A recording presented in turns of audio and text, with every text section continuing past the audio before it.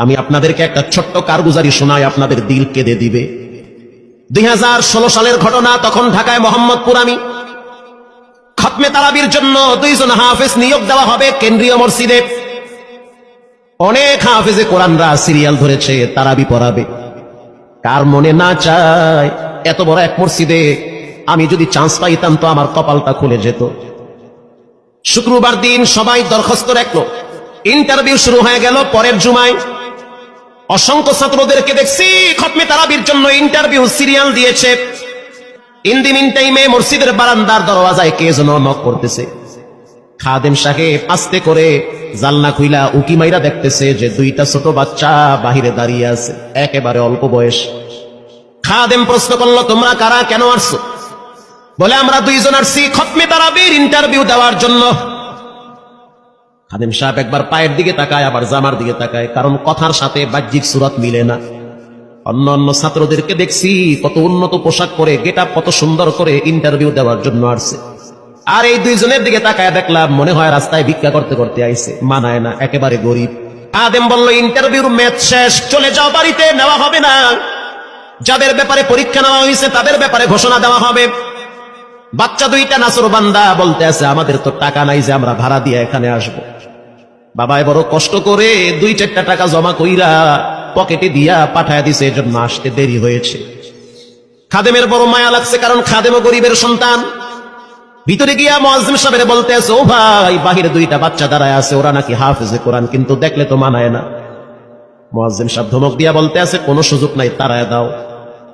খাদেম গিয়া ইমামের কানে কানে বলতে আছে, হুজুর, বাহিরে 2টা বাচ্চা দাঁড়িয়ে আছে, চেহারার ভিতরে এত মায়া, কিন্তু বাহ্যিক সুরত মিলে না, ওরা নাকি কোরআনের হাফেজ। পাশেই তো রহমানিয়ার মুহাদ্দিস সাহেব বসা আছে, তিনি বলতে আছে, কি ব্যাপার, ফিসফিস করে আপনি কি বলতেছেন? বলে, হুজুর, বাহিরে 2টা বাচ্চা দাঁড়িয়ে আছে, তারা খতমে তারাবির ইন্টারভিউ দিতে চায়। মুহাদ্দিস সাহেব বলল, কোনো কথা নাই, আল্লাহর ঘরের দরওয়াজা খুলে দাও, এখানে কোনো পার্সিয়ালিটি চলবে না। আল্লাহর ঘরের দরওয়াজা সবার জন্য খুলে দেওয়া হবে, আসতে দাও, ভিতরে বসতে দাও। যদিও ওদেরকে দেখতে মানায় না, বংশগত তেমন মর্যাদা নাই, ভিতরে আল্লাহর কোরআন থাকার কারণে আমাদের উপরে ওয়াজিব হয়ে গেছে তাদেরকে সম্মান করা। এবার বাচ্চা 2টা বাহিরে উজুখানায় গিয়া সুন্দর করে উজু বানাইল। উজু বানাইয়া ভিতরে ঢুইকা আমি তাকায়া দেখতেছি লঙ্গির এক মাথা নিচে আর এক মাথা উপরে। এতটাই ভয়াবহ অবস্থা, কিন্তু আজীব দৃশ্য। 2 জনের চেহারা একই রকম লাগে, 2 জনের চেহারা একই রকম লাগে। কে বড় কে ছোট বোঝা বড় কঠিন হয়ে গেছে। মুসলমান ভাইরা আমার, ইমাম সাহেব প্রশ্ন করলো, তোমরা 2 জনের বাড়ি কোথায়? বলে, আমরা নারায়ণগঞ্জে ভাড়া থাকি। বাড়ি কোথায়? বলে, আমাদের বাড়ি কুড়িগ্রামে। কুড়িগ্রাম থেকে ঢাকায় কেমনে আসছো? বলে, বাবায় ঢাকায় নিয়ে আসছে। কয় মাসে কোরআন শরীফ খতম করেছ? বলে, আমরা 2 জনে 11 মাসে 30 পারা কোরআন খতম করেছি। ইমাম সাহেব একবার চেহারার দিকে তাকায়, আর একবার পায়ের দিকে তাকায়। স্থানীয় গণ্যমান্য অনেক ব্যক্তিরা তাকায় আছে এদের দিকে। ইমাম সাহেব বলতে আছে, বাবা, তারাবির ইন্টারভিউ শেষ হয়ে গেছে, বাড়ি চলে যাও। যেটা একটু দেখতে ছোট, ও চোখের পানি দেখলাম টিস্যু দিয়া মুছতেছে। কেন কাঁদতেছো? বলে, আমরা গরিব, তার জন্য মনে হয় আমাদেরকে তাড়ায়া দিতেছে। আমরা জানতাম না ইন্টারভিউ তাড়াতাড়ি শেষ হয়ে যাবে, আসতে দেরি হয়েছে, কারণ আমাদের তো ভাড়া টাকা ছিল না, বাবাই কষ্ট করে কিছু টাকা দিয়েছে, সেটা দিয়ে এখানে আসছি। এবার মুহাদ্দিস সাহেব বলতে আছে, তাহলে একটা কাজ করো, তুমি কিছু তেলাওয়াত করে শোনাও। 2 জনেই উত্তর দিল যে, আমরা তেলাওয়াত করলে তো আর নিবেন না, আপনারা প্রশ্ন করেন, আমরা 2 জনে উত্তর দিব। আমি তো আশ্চর্য হয়ে গেলাম, জীবনে কত হাফেজ দেখছি, এরকম হাফেজ দেখি নাই। প্রশ্ন করবেন, আমি উত্তর দিব। বুঝতে পারলাম ভিতরের খবর কেউ না জানলেও একজন জানেন, তিনি হলেন কে? মুহাদ্দিস সাহেব বলতে আছে, বাবা, প্রশ্ন করব, ঠিক আছে, তোমাদের মন মতো একটু তেলাওয়াত করে শোনাও। তেলাওয়াত যদি মানসম্মত হয় তাহলে ইন্টারভিউ নিব, যদি না হয় তাহলে ছাঁটাই করে দিব। এবার ছোট যেটা সেটা তেলাওয়াত শুরু করলো সূরা তাহা থেকে। তাহা মা আনজালনা আলাইকাল কুরআনা লিতাশকা।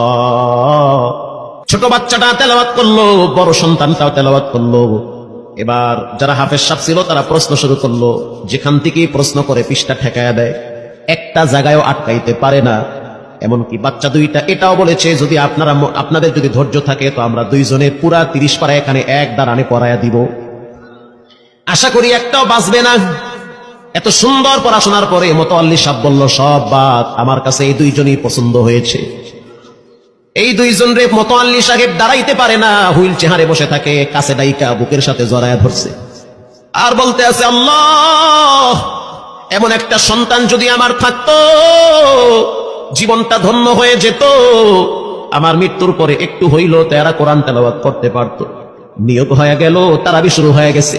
মোহাম্মদপুর থানায় গিয়ে খবর নিয়ে দেখে অনেক পুলিশরা এই বাচ্চার পিছনে দাঁড়ায় দাঁড়ায় নামাজ পড়ে চোখের পানি ছেড়ে কেঁদেছে। শুধু তাই নয়, অনেক হিন্দু মহিলারা পর্যন্ত রাস্তায় হাঁটার সময় তেলাওয়াতের আওয়াজে দাঁড়ায় দাঁড়ায় কোরআন শ্রবণ করেছে।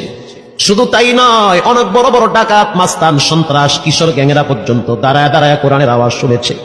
17ই রমজান দেশে বদর দিবস, হাজার হাজার মুসল্লি দাঁড়িয়ে আছি। ইমাম সাহেব জানে না যে এরা দুইজনে আপন মায়ের পেটের ভাই হয়, এটা ইমামের জানা নাই। দুইজনে তারাবি চলতে আছে, চমৎকার পড়া, পিছনে শত শত মাওলানা মুফতি দাঁড়ায় থাকে। মনে হইতেছে তেলাওয়াতের আওয়াজে আর এক জগতে হারিয়ে যায়, এত সুন্দর পড়া। তারাবি শেষ হয়ে গেল, মুসাফা শুরু হয়ে গেল। বাচ্চা দুইটারে কেউ বুকের সাথে জড়ায়, কেউ কপালে চুমা দেয়, বলে আল্লাহর কোরআনকে চুমা দেয়। হাজার হাজার মানুষ যখন আস্তে আস্তে নামাজ শেষ করে চলে গেল, একেবারে মসজিদের পিছনে বারান্দার পরে আরো একটা বারান্দা থাকে, ওই বারান্দায় এক লোক বসে বসে গামছা দিয়া চোখের পানি মুছতেছে। কিছুক্ষণ পরে লোকটা দেওয়ালের সাথে কপালটা ঠেকায় দিয়া একেবারে অস্থির হয়ে গেল, মনে হচ্ছে তার ভিতরে কাঁপুনি শুরু হয়ে গেছে। কিছু মুসল্লি গিয়া প্রশ্ন করলো, কি হয়েছে আপনার? বলে আমার কিছুই হয় নাই। টাকা লাগবে? বলে না, টাকা লাগবে না। তাহলে আপনি কেন এখানে কাঁদতেছেন? বলে আমি এমনি কাঁদতেছি, এটা কষ্টের কান্না না, এটা খুশির কান্না। এটা কষ্টের কান্না না, এটা খুশির কান্না, আনন্দর কান্না। আল বুকা মিনাল ফারাহ, অতি সুখে মানুষ কখনো কখনো কেঁদে দেয়, চোখের পানি ছেড়ে দেয়। ইমাম সাহেব বলল, পিছনে কে? লোকটা তাকে সামনে নিয়ে আসে। এবার লোকটাকে যখন কিছু দূর সামনে আনা হইল, ওই বাচ্চা দুইটা মসজিদের ভিতর থেকে দৌড় মাইরা গিয়া বলতে আছে, এই লোকটা আমার আব্বা, ইনি আমার আব্বা হয়। ধমক দিবেন না, রাগ করবেন না, আমার আব্বা ঢাকা শহরে রিক্সা চালায়। রিক্সা চালায় চালায় আমাদের দুইটা ভাইরে কোরআনের হাফেজ বানাইছে। ইমাম সাহেব ধমক দিয়া বলতে আছে, আপনি কেন দেরি করলেন? আগে কেন আসলেন না? রিক্সাওয়ালা বলতে আছে, আমি যদি আগে আসতাম আর যদি পরিচয় দিতাম আমি রিক্সাওয়ালা, হয়তো আমার বাচ্চা দুইটারে মানুষ খোটা দিবে যে রিক্সাওয়ালার পোলা। এজন্য আমি আসি নাই। দূর থেকে নামাজে কোরআন তেলাওয়াত শুইলে আবার আস্তে করে দূরে চলে যাই। মাঝে মাঝে বাচ্চা দুইটার সাথে দূর থেকে আইসা দেখা করি।